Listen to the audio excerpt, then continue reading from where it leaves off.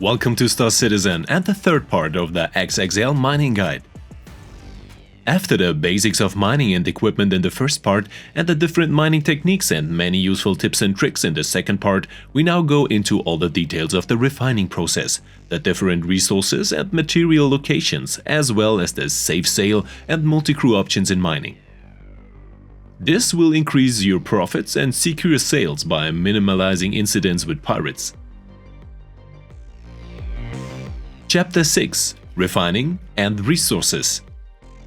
In the Stanton system, we have access to a total of 9 refinery stations located at Lagrange points throughout the system. These serve not only as a point of contact for refining, but also as points of sale for mining equipment and also in the immediate vicinity as resource locations for material deposits. Depending on the material to be refined, these sometimes offer considerable bonuses or mallee, which can be especially significant for larger quantities of material. In addition, there are 9 different refining methods, which also have a considerable influence on the amount of material ultimately obtained, the costs and the waiting time. It is therefore advisable to fly to the refinery station that is suitable for the material when dealing with larger quantities, in order to take bonuses of up to 10%. Another factor to consider can be the capacity utilization of a refinery, which can strongly influence prices and processing time. If necessary, switching to another refinery can make sense, both financially and in terms of time.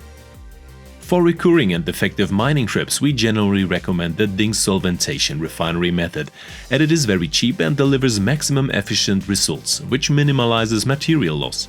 However, we also have the strongest waiting times here for about 24 hours for a full load. Alternatively, the somewhat faster but about twice as expensive Ferron exchange method is available, which also guarantees a very efficient material result, so a minimum of losses. And in cases of doubt, pyrometric chromolysis can be used, which is considerably faster but also very cost-intensive. The decisive factor is that high-quality materials, those with a high sale price, should also be refined as effectively as possible in order to maximize profit.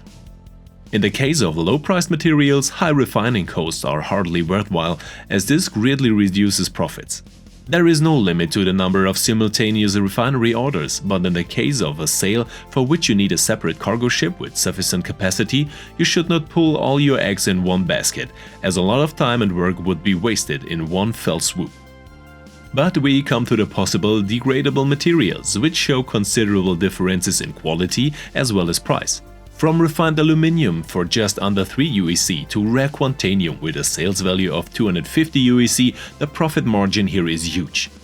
So that you can also generate a corresponding income for the time spent, we recommend that you focus exclusively on the upper materials in the green to yellow range, up to agritium, since the values of the remaining resources is 10 times lower and does not justify the effort.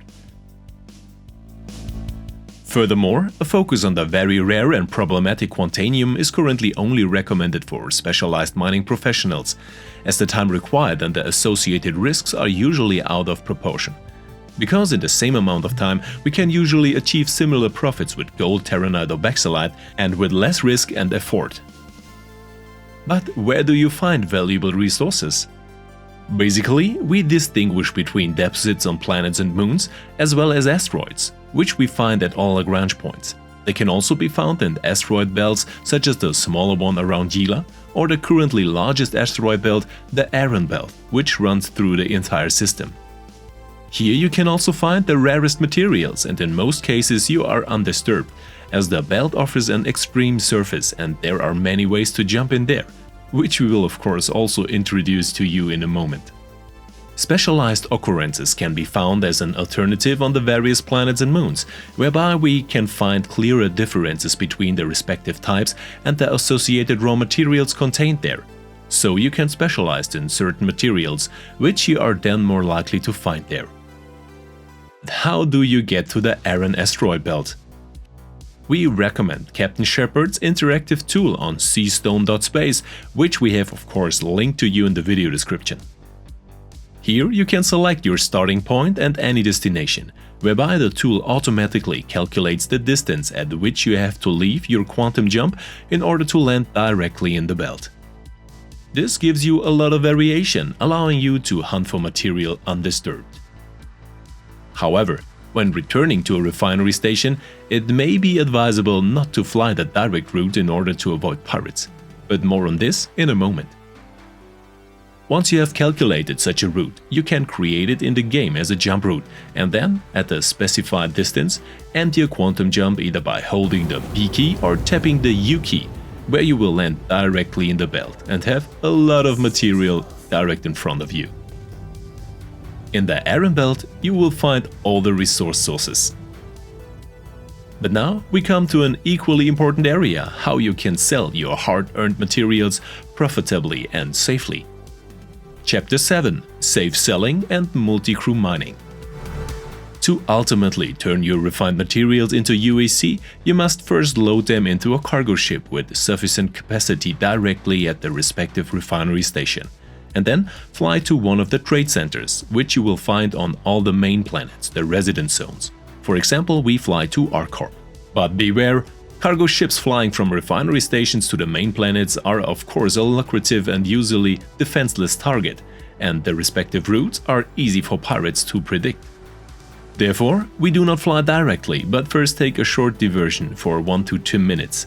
This allows us to avoid the standard routes and thus avoid most quantum interruptions or pirate traps. To do this, we interrupt our quantum jump to the alternate destination and then set course to our actual destination, Arcorp. In most cases, this is how we reach our point of sale safely, and all we have to do is land without any accidents. One more tip: don't use the cruise control function, otherwise you won't have any control over your ship in the event of a server crash or a longer lag. We can then sell our cargo in the trading district of the respective residence zone. Finally, we take a look at multi-crew mining, either with 1 or more other players in our own prospector or with up to 3 players in an Argo mole, which offers the possibility of cracking even the largest material deposits with a mass of over 50,000. However, the profit must then be divided fairly and above all on the basis of trust by the ship's owner among all other players. The advantages of several prospectors lie in their versatility, whereby you still have a ride if one ship breaks down. The combination possibilities for mining larger deposits are manifold, and each pilot automatically gets his share. The various loadouts can also be adapted to teamplay, although again it depends on the particular deposit and the general recommendation is not sensible. In any case, multi-crew mining can be an exciting game experience, whereby the community also increases safety. For the Argo Mole, on the other hand, we recommend 2 Hofstad lasers with torrent modules each as a basic loadout, whereby the third laser is responsible for the Feinberg, relies on a helix laser and works with 2 focus and 1 Rigo module. Here too, it makes sense to carry different modules in order to make adjustments to the loadout in individual cases. The mole represents the maximum of what is currently feasible in the burst, whereby no occurrence is too large here if the equipment is suitable. And that brings us to the end of the 3-part XXL mining guide. Feel free to write your opinions, hints and tips in the comments or visit us in the daily Twitch live streams.